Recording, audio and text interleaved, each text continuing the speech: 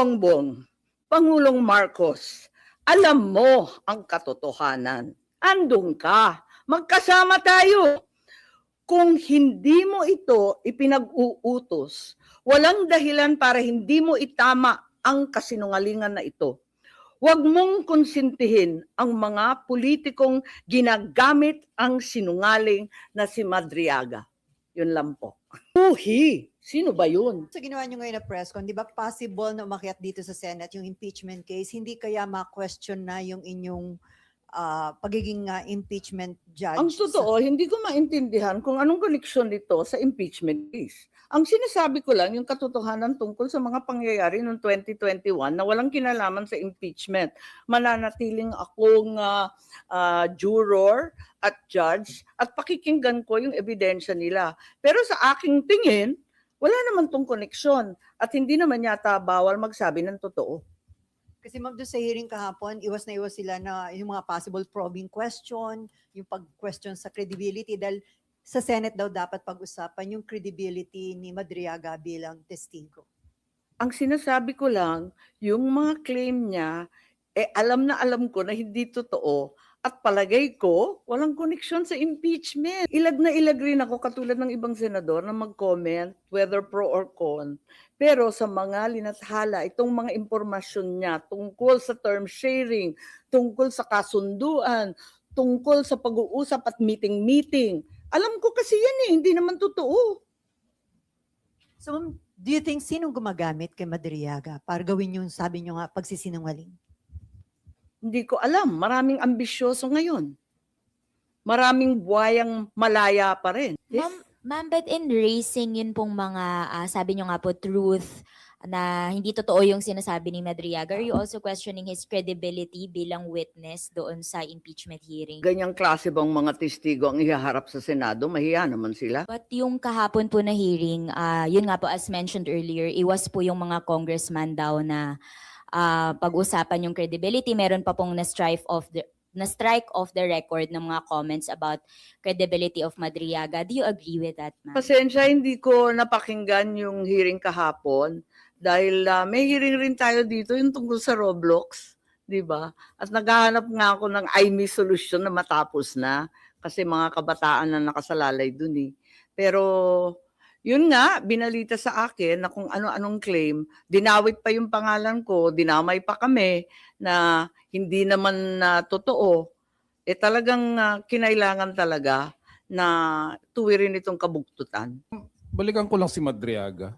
Kasi kahapon nagpakita sila ng mga series of pictures and even videos na talagang kung titignan mo, kasama siya sa inner circle ni Vice President before, during, and after. Pasensya, hindi ko Manalo. nakita. Tulad ng sinabi ko kanina, unang-una, may hearing ako, marami tayong trabaho dito sa Senado. Ikalawa, nayamot na ako nung kung ano-ano pinagsasabi tungkol sa akin Hindi ko nakita sa madaling sabi. Pero personally, ma'am, you never had any chance of... Sa dami ng tao sa isang kampanya, hindi ko na sure. Baka nandun, hindi ko alam. Pero hindi ko talaga siya nakilala. Ang nakita ko na lang, nagulat na lang ako, sino yung paiyak-iyak dyan? Ang drama yan. In terms of credibility, ang sinasabi niya, ma'am, siya dapat pakinggan. Wala akong sinasabi sa credibility. Ang sinasabi ko, incredible yung sinasabi niya. Kasi nandun ako alam ko. Wala naman siya doon sa mga usapin namin. Hindi naman siya kasali sa GC. Ma'am, going back lang doon kay PRRD, paano nyo na pahupa yung, di ba nakita naman natin na may galit pa rin si Presidente even before, during that time. Paano napahupa yung galit ni dating Pangulong Duterte at pumayag din eventually doon sa unity? Nakisuyo kami sa mga kaibigan niya, pati kay Senator Bongo, pati kay sa kanyang ES. Nakisuyo rin kami kay Pastor Kibuloy na awatin na lamang kasi katandem na ng anak niya. Kawawa naman. Pumayag naman si Presidente Duterte. Pero wala na siyang magawa by then. Wala na mga kasunduan term sharing na kalokohan. Tapos ni. Isa rin sa na-mention ni Madriaga, yun daw confidential fund ni Sara, hindi in 11 days but in 24 hours na 18 hours, di ba? How do you find that statement? Di ko alam, tulad ng sinabi ko, talagang hindi ko naman pinakinggan ng buo, nabalita lang sa akin na binanggit ako. Hindi ko pa nakikita yung iba niyang sinabi. So wala kayong prejudgment sa kanyang credibility, dun lang Doon lang talaga, doon sa term sharing. tungkol sa akin. Kasi klarong-klaro talaga sa akin. Ang liwa-liwanag, ano? Nahanap ko pa yung telepono, andito pa yung mga survey na tira-tira. Naku talaga naman. Babalik ta rin niya lahat yan. So you're appealing to PBBM na sana kung hindi siyang nasa likod nito, itama niya yung kasinungalingan na yun ni Madriaga. Oo, kasi magkasama kami. Alam niya yung totoo. Are you expecting him to say something about that, ma'am?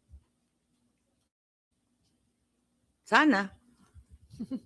Ma'am, doon sa FB mo recently, parang sabi mo may mga nanawagan sa iyo na sana ilabas yung medical bulletin o tunay na kalagayan ng kalusugan ng Pangulo. Pero after that, parang the same day yata, nagpakita si Presidente, nag-jogging, nag-jumping jack, and then mga challenge pa niya yung mga tao na kumukwestiyon, nagsasabing may sakit siya na sumama sa kanya mag-gym at magbuhat. Hindi kami nagkikita. Tama yun. Kaya ang dami nangungulit sa akin. Oy, pagtapat na ninyo yung nangyayari kay Presidente. Sabi ko, sa kasamaan pala, di naman kami nagkikita. Mukhang 1 taon ni. Kaya hindi ko masasabi at wala naman doktor na humaharap at nagtatapat ng medical bulletin. Ang alam ko, yung alam din ninyo. Pero kung gumagaling na siya, magpapasalamat ako. So doon sa nakita mo, mukhang okay na siya, ma'am. Sa tingin niyo, convinced? Hindi ko alam. Kasi puros video lang katulad ninyo ang napapanood ko. Nag-e-effort yung aking mga anak. Wala naman sinasabi. Okay daw. Yes po. Yun lang pong sinabi ni Madriaga na yung about term sharing. Ano po sa tingin niyo motive? Bakit niya i-float itong idea na Hindi ko alam. Wala ngang sense eh. Talagang kabulastugan eh. Bakit magte-term sharing samantalang nagmamakaawa na kami na si Sara magpresidente? Makikishare pa ba naman yun? Anong kalokohan yan? At tulad ng sinabi mo, anong pakay nun? Anong purpose? For what ang term sharing? Ang ini-imply ba niya na nanggugulo ang mga Duterte kasi hindi na isatupad yung term sharing agreement? Yung ba ang implication? Hindi ko alam. It's all speculation on my part. I have no clue. I don't know the guy. Huhi ako dyan. Ma'am, with the questionable statements of Madriaga, do you think dapat i-strike off muna sa records yung mga statements niya and check muna yung credibility niya? Kasi nabanggit niya na nakakahiya naman kung ito yung testigo na iyaharap sa Senado. Matagal ako sa Congress at alam ko maraming magaling dyan. Sila nang bahala kung anong gagawin. Pero tulad ni Tanya Gaisano Lee na painter, na pinabulaan din yung tungkol sa painting, na hindi siya scholar na taga Laguna, kundi isang tumataginting na Gaisano pa, talagang maraming hindi totoo. Nag-statement din si VP Sara tungkol sa bar exam niya. So, ako, nagdadagdag lang ako ng alam ko. Kung anong gagawin ng Kongreso, nasa sa kanila yan. Saan yung ginagawa po ba ngayon ng HOR dito sa impeachment proceedings? Sa tingin niyo po ba dapat dito sa Senate ginagawa yun? Kasi may presentation of evidences na po and witnesses sa HOR ngayon po eh. Hindi ko alam, may nagsasabi na parang mini trial. Pero Congress has its own rules, may sarili silang patakaran, may sarili silang pinatutunguhan. So ma'am, kapag umakyat dito sa Senate yung impeachment case against BP Sara, pagdating sa punto na yun, i-confront nyo si Madriaga? Hindi ko masasabi yun kasi talagang hindi ko pa rin masalat kung paano yung connection sa impeachment nito eh. Ma'am, dun sa huling part nung ano nyo kanina, may challenge kayo or appeal kay BBM to speak up, to tell the truth po. Ano po yung particular po dun sa yung negotiations po na i-kontra nyo, ibabangga kay dun sa statement ni Madriaga? Sinabi ko na di ba, yung term sharing, yung November 21, yung mga kinumbinsi na tatakbo. wala namang kinalaman si PRRD doon. Yung ano ma'am, parang sinabi nyo rin kanina, nag-issue na rin ng statement si BBM na dinideny niya na yung term sharing po doon kanina. Yun ang statement ng 2021. 2021 po. Yan, nasa dyaryo. Oo. Yan po. Ang media rin naman ang naglabas. Yun nga, yun lang naman. Ma'am, during the negotiation po, hindi parang si Pangulong Digong blindsided po ba siya? And si BBM Wala kaming all the way alam niya. Wala kaming negotiation kay PRRD. Tabulagta na lang yung matanda. Kasalanan namin yun, totoo. Wala siyang kaalam-alam. Info ko ba kung sinong handler niya? Ni Madriaga? Handler nino, Ni Madriaga. malay ko. Maen pa. At pakialam ko. Pero the mere fact na aminado siya na kaya niya ginawa ito, nagalit siya dahil kinusuhan siya ng kidnapping ni Ay, wala rin akong pakialam sa Attorney angst Roque, niya. din para masama ang loob niya dahil mas Ay, pinaburan si Roque. Mukhang marami siyang problema. Mhm. So may motibo siya, ma'am. Ba't niya Hindi ko ginawa? alam, marami siyang problema. Hindi ko alam. Hindi ko siya kilala. Ang alam ko lang, yung katotohanan ng mga pangyayari noong 2021 na walang kinalaman sa kasinungalingan niya kahapon. Ma'am, other matters po sana. Yep. Sa are you satisfied by yung naging actions ng Department of Energy after the Protect hearing last Monday? And after mo sila i-call out dun sa mga specific issues na ni-raise mo? Hindi, meron kasi nagreklamo sa akin, di daw mapirmahan yung kanyang kontrata ba yun o approval sa additional energy something, di ko naman masyadong maintindihan. Mabilis lang. Sabi, ma'am, 2 araw lang silang pumapasok dyan sa PNOC at DOE. Hindi ka makapagpapirma. Sabi ko, ganun ba? Sure ka? Sila pa yung lead agency, sila pa yung 2 araw. Nagulat ako. Nung chinek ko, talagang may department order. Naloka naman ako doon. Sabi ko, ba't ganun? Sabi nila, work from home. Pero yung buong gobyerno, 4 yun ang utos ng OP Di syempre susunod sa Pangulo. Pagkatapos yung private sector nga, ngarag na ngarag. Kaya 5 days pa rin. Hindi nga nagbawas yung private sector halos Kaya nagulat ako yung lead agency, ba't ganon? Sabihin ng work from home. Yung pagpapapirma ng kontrata, yung mga approval, hindi naman pwedeng by remote yung mga ganyan. Ma'am, do you also accept yung reasons naman na executive kung bakit yung emergency powers, ang grinant lang na excise tax relief ay sa LPG at kerosene, yung diesel at yung gasoline, which is yung mas kailangan ng mas marami, hindi sinama? Pikon na ako kasi minadali kami ng bonggang-bongga dito. Hindi man kami hinayaan magdebate ng sapat. Kasi ako, nung pinagpipilitan yung excise tax ng emergency, pinapaliwanag ko at nais ko sa magkipagdebate na yung excise tax, magbe-benepisyo dyan yung mga dambuhalang oil companies. Hindi naman dadagundong yan sa mga customer. Kaya sinasabi ko na baka hindi yan ang tama. Tapos wala pang income, walang revenue, walang koleksyon ng gobyerno para ipamahagi on a targeted and focused basis sa mga talagang hirap na sektor. Kaya wala, no opportunity to debate. Sige, adi umalis na ako noon at sabi nila, pinasa na daw yung sa excise tax. O di sige. At sabi ko, aralin ninyo sana yung VAT. Sabi na, napakahirap niyan, may input-output. Mahirap nga, pero kayang gawin. At point of sale yan, ramdam kagad yung 6 pesos, 7 pesos, kung ano maibabawas. Ramdam kagad sa gas station. Walang nakikinig Sabi nila, basta kailangan, emergency. O sige, alis na lang ako para wala nang ingay. Pag labas naman ng order, katagal-tagal. Gaano ba katagal? 3 linggo? Ang tagal na. 1 buwan na halos Oo, 1 buwan na. Anong klaseng emergency yung inupuan ng 1 month? Tapos paglabas, lusaw na lusaw. Ano ba naman yung mga kerosene and LPG na yan?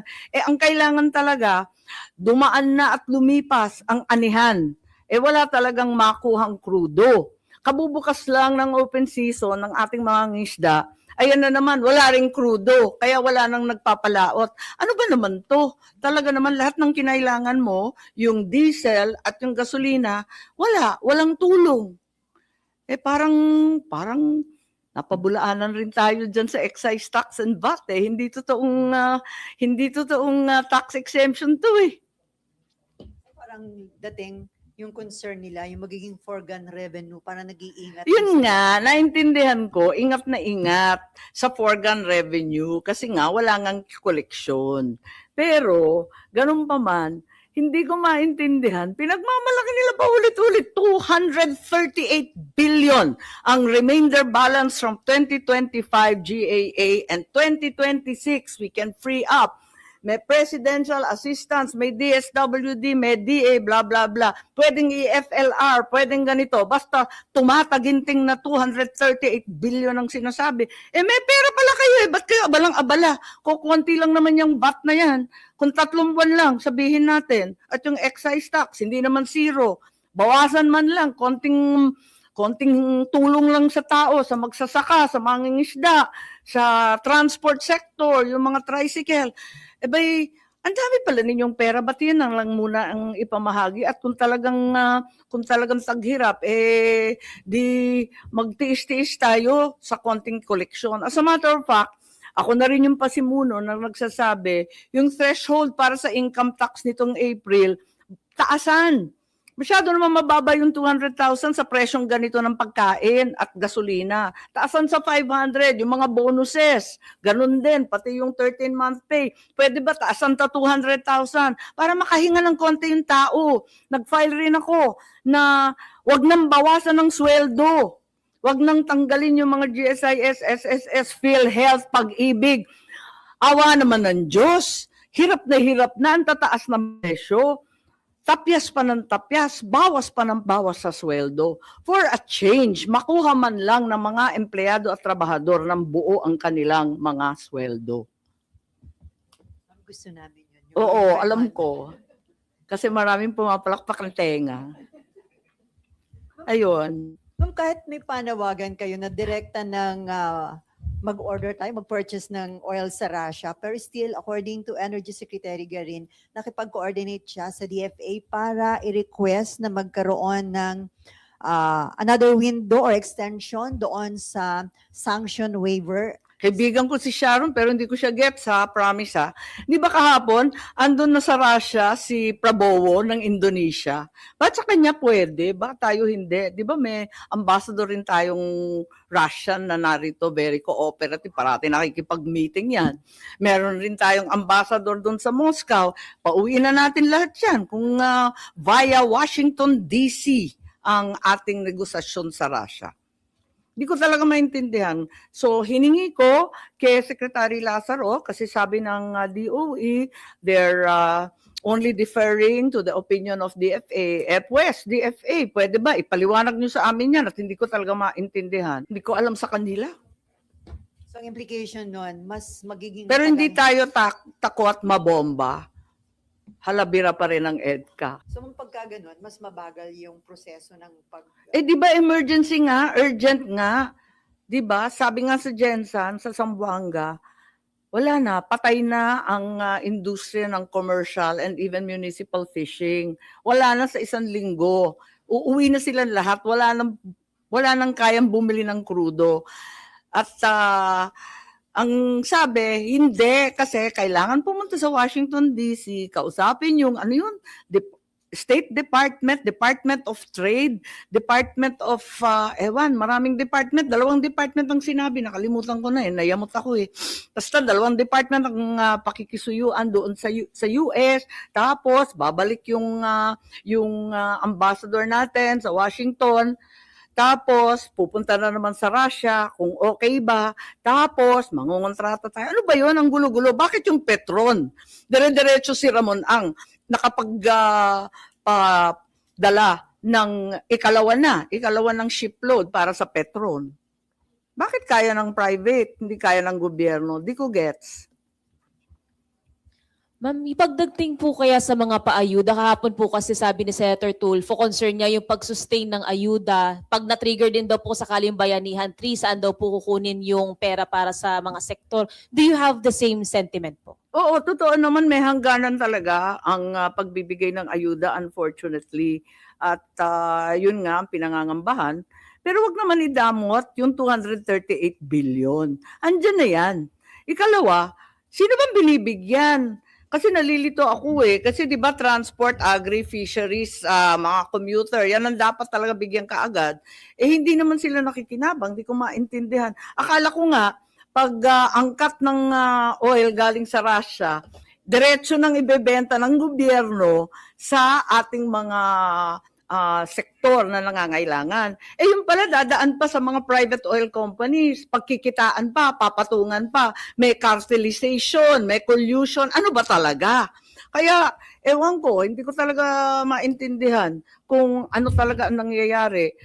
Pinagmamalaki nila, marami silang pera. Bakit yung ayuda, 10,000 people lang ang recipient? Pagkatapos yung binibigyan, ibibigay sa may-ari ng malalaking bus company. Pero yung driver, wala. Yung mga mismong operator ng jeep, wala. Hindi ko talaga maintindihan. Kanino bang listahan yan? Ma'am, so dapat po ba pati po yung oil deregulation law i-repeal na rin po o amyendahan? Well, meron akong final, hindi total deregulation, hindi na pwede 'yon, yung katulad nung sinasabi ni Senate President. Para sa akin kasi kailangan hinay-hinay sa oil deregulation. Ang akin muna sa unbundling.